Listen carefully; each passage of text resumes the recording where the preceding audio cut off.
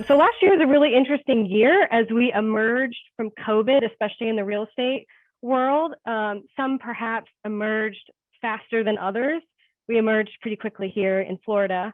And I think we're going to see some more interesting issues in 2023 related to commercial real estate activity. Perhaps one of the more interesting and obvious issues is inflation and the cost of capital that we're dealing with presently. David's going to highlight this a little more, but he'll be and will be watching the impact of that.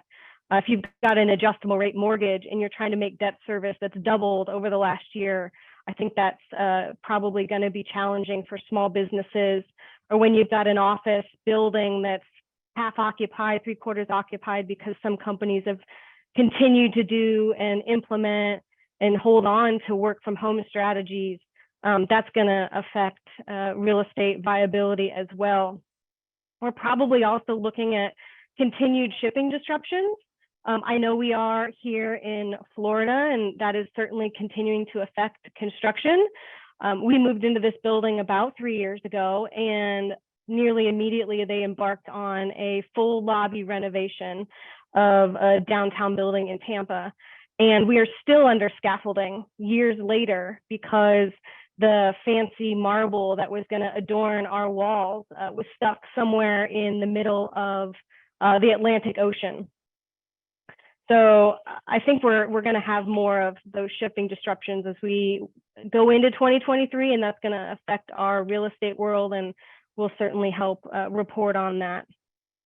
We're also looking, again, as I said, at remote work strategies, and to the extent that they drive the real estate market, we think it's probably going to be location specific, perhaps. In the height of COVID, we had 900 people a day moving into the state. And I think it's pretty safe to say that Florida's office markets are probably doing better than maybe Ohio's at the moment. But David and his group will help us learn more about that. I'm not going to touch on every sector in the real estate world, but it's also amazing to see, instead of some of the lows, some of the highs, and where we are in the hospitality sector. I read in a trade journal today that by the end of 2023, 53 out of 65 key markets are expected to have reached or surpassed their RevPAR, which is basically your revenue per room, basically exceeding or surpassing 2019 levels. And St. Petersburg, which is just across from the bay from me, is going to exceed 2019 rates by over 20%.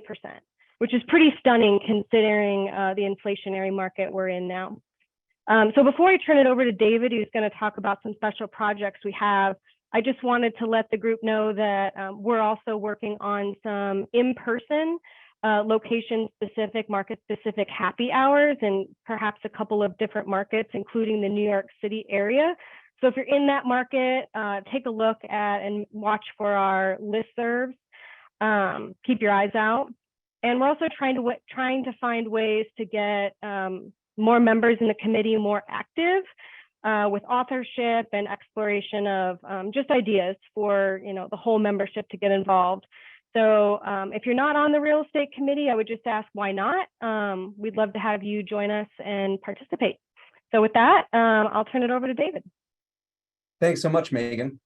Well, as Megan was alluding to, the real estate committee is going to be having its first webinar of the year, and it's a week from today, so it's timely that we're getting together. This is the time of year that we start to take a look at the year ahead, and so we've got a program titled Commercial Real Estate Economic Outlook. Oftentimes during this time of year, we have someone speaking from the Federal Reserve or something like that. And last year, the real estate committee had the idea, wouldn't it be great if we could have an economist speak who was actually an expert on real estate? And fortunately, there's one in my network, as I'm also a member of a trade association called the Certified Commercial Investment Member Institute, CCIM, which is tailored towards real estate investors and brokers.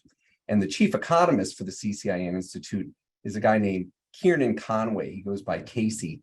Casey was formerly the subject matter expert for real estate for the Federal Reserve. And we had him last year, and we got such a strong response that we decided to bring him back this year. In fact, my company, Summit Investment Management and Keen Summit Capital Partners, are actually sponsoring this event. And I can't say enough good things about this guy. We've already got 150 people that have signed up for it. I imagine many of them saw the program last year. And so Casey will start by taking a very macro view of the economy, just like you would expect an economist to. He'll touch on things like inflation. He'll touch on the Fed actions. He'll touch on geopolitics, whether it be in Ukraine or China, and how these macro forces are impacting the commercial real estate economy, and then start to drill down into more specifics, what the impact of all the supply chain disruptions have been, how that's influencing the industrial sector, for example, how remote work is influencing office life, how cost of goods and staffing and that sort of thing are impacting the restaurant sector. He'll go through all these different things, and it'll really be a worthwhile program, so everyone can make it. And before I forget, I will send out a link to everyone to register on ABI's website. And so that'll be our first program for this year, 12:30 Eastern on a week from today. And then moving forward, we'll be planning a whole bunch more webinars, many more, and would encourage anybody who has ideas to send me an email. I've got my email underneath my name here, but obviously some things that would be worthwhile to drill down to would be, as I mentioned, the office sector, restaurants, but also things like special servicers and how to work best with them, as they'll be busy this year as well. And with that, maybe Erin wants to speak about some of the other things we'll be offering. Sure. Thanks, David. So as Megan introduced earlier, I'm Erin West, and I am at Godfrey & Kahn in Madison, Wisconsin.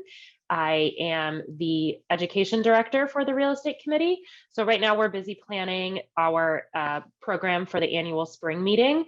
The real estate committee is partnering with the asset sales committee. And the topic for our panel is going to be essentially non-monetary defaults. So where a lender is defaulting a borrower who is paying current, but may have covenant defaults or other types of defaults that could exist, and how that might be a trend that a lot of us on the committee have been, committee leadership have been seeing. So looking at how that impacts what might be happening in the future.